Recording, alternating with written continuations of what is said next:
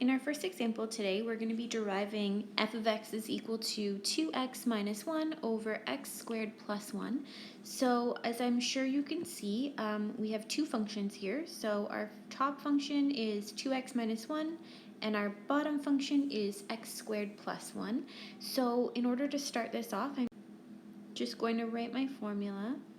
So f of x over g of x prime is equal to f prime of x times g of x minus f of x times g prime of x all over g of x squared.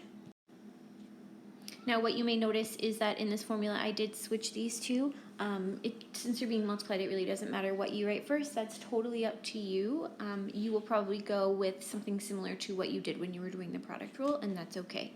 So I'm going to go ahead and I'm going to plug in my information. So the derivative of the top is 2 times the times my bottom, so x squared plus 1, minus my top function, so 2x minus 1, times the derivative of the bottom, so the derivative of x squared plus 1 is 2x, all divided by the bottom squared. Now I'm going to go ahead and distribute these, and I'm going to be getting 2x squared plus 2 minus 4x squared minus 2x, all divided by x squared plus 1 squared. And I'm going to be simplifying this top. I need to remember that this negative does need to go to both terms in the brackets here. So I have a 2x squared minus a 4x squared, and I'm going to be getting a negative 2x squared. And then here I'll be getting a plus 2x because I have the negative and the negative, plus 2, all divided by x squared plus 1 squared. Now I can go ahead here, I'm just going to make this a little bit smaller for you guys. I can go ahead here and I can rewrite this numerator with a negative 2 factored out. That part's not really as important. X squared plus 1 squared. Now, what I do want to talk to you about is, in this course specifically, most of the time I am only going to be asking you for this first line. So on a final test, I may absolutely be asking you for, your final answer. Or if you're using the derivative for an application question, obviously you will have to get a final answer. But if it's just me testing you on your knowledge of the quotient rule in the checkpoint later on in this lesson, you will only be asked for that first line just so that you can prove to me that you know how to use the formula and you know how to use the quotient rule. So for this example, we are going to do what I was just talking about, and I'm asking you to find the derivative, but I'm not asking you to simplify. So I'm just looking for that first line. So when I look at this example, I do see the square root of x here. So in order to do this, we are going to be changing this. I hope that by now that would just be like your first instinct. So before I go ahead and I even think about deriving, I do just want to leave this little note here that says the square root of x is equal to x to the 1/2. Now I'm not going to be writing my formula for you on your paper and in your notes. It's a really good habit to get into, especially while you're first learning the formula. It would just help you remember, and if you forget, you could always look back up. I'm just going to go ahead and I'm going to jump right into it. So f prime of x is equal to 1/2 x to the negative 1/2, so the derivative of the top function multiplied by that bottom function, minus my top function times the derivative of that bottom function. Let me just make that a little bit smaller here. Times 2x plus 3, all divided by the bottom function squared.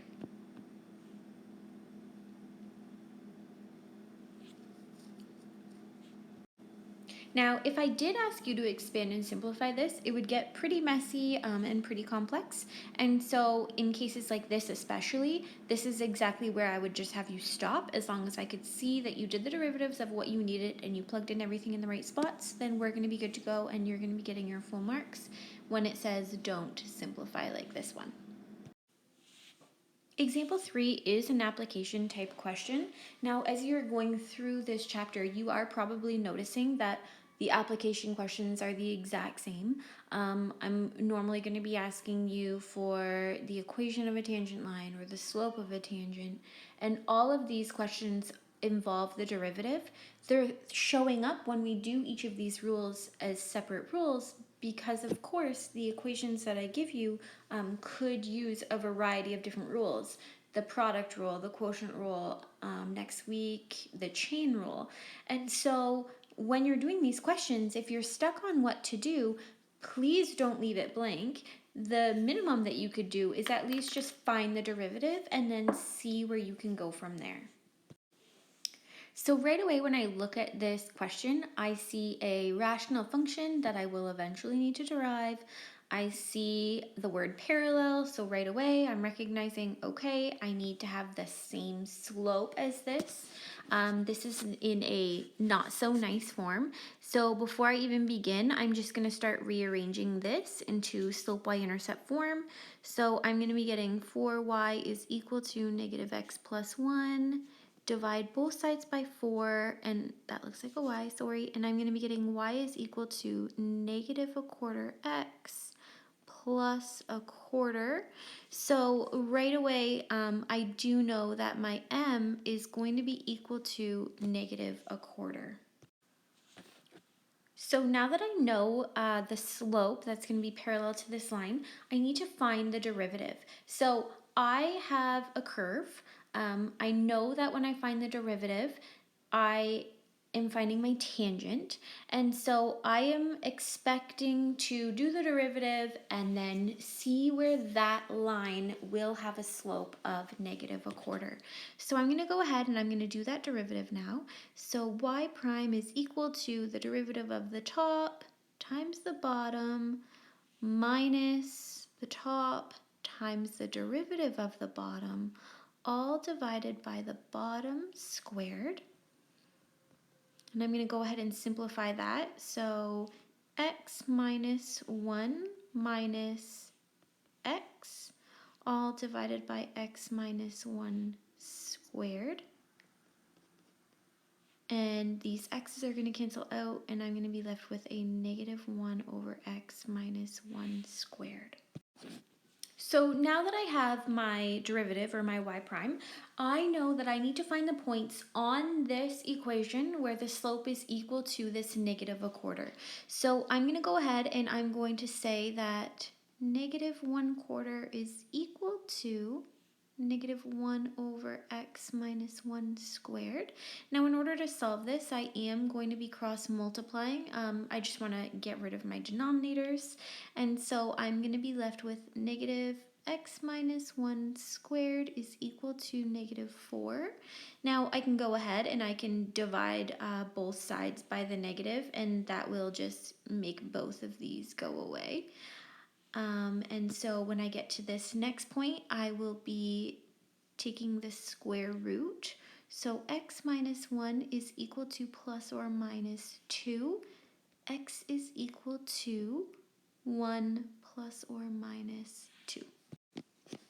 And so now when I'm getting my answers, I'll do it once with a plus and once with a minus. So x is equal to 1 plus 2, which is 3, or x is equal to 1 minus 2, which is negative 1. Now, what I do want to mention is that at this point, before I took the square root or anything, I did have a couple of options. So I could have went ahead and expanded that out. It would have been factorable, or I could have used the quadratic formula. Honestly, whichever method you prefer would work.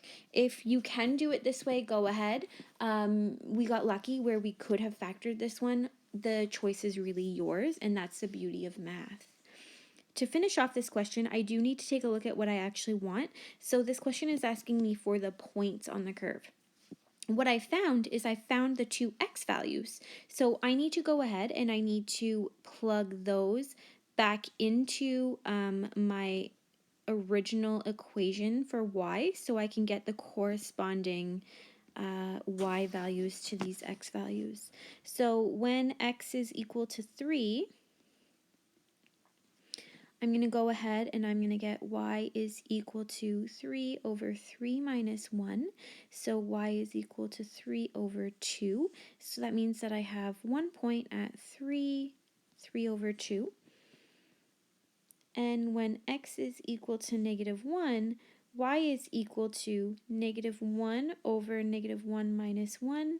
So negative 1 over negative 2, which equals positive 1 over 2. So my second point is going to be a negative 1, 1/2. Finally, for this question, it would be nice if you could give me a therefore statement. I don't really have a lot of room, but if I did, I would just say, therefore, the points on the tangent line parallel to x plus 4y equals 1 are 3, 3/2, and negative 1, 1/2. So for this last example, I'm giving you f of x is equal to 3x minus 2 over x squared plus 1, and I'm asking you to find the derivative two different ways. So I'm asking you to find the derivative using the quotient rule, which, should be normal to you. It looks like a quotient when you look at it, but I'm also asking you to find it using the product rule. And you might be thinking, like, how in the world am I going to use the product rule? When I look at this, it's clearly a quotient rule type of question. What I do want you to think about is how we could somehow take this and bring it up to my numerator. Now, if you think about when you have an x squared on the bottom versus an x squared on the top, like what that's going to be looking like. I'm trying to give you some hints and not give it away too much. So when you think you have the answer, set it aside. The answer is going to be posted for you. So the hard part about this, I'm not really concerned about you getting the first couple of lines. The hard part about this is definitely going to be the make your answers look the same part of the question.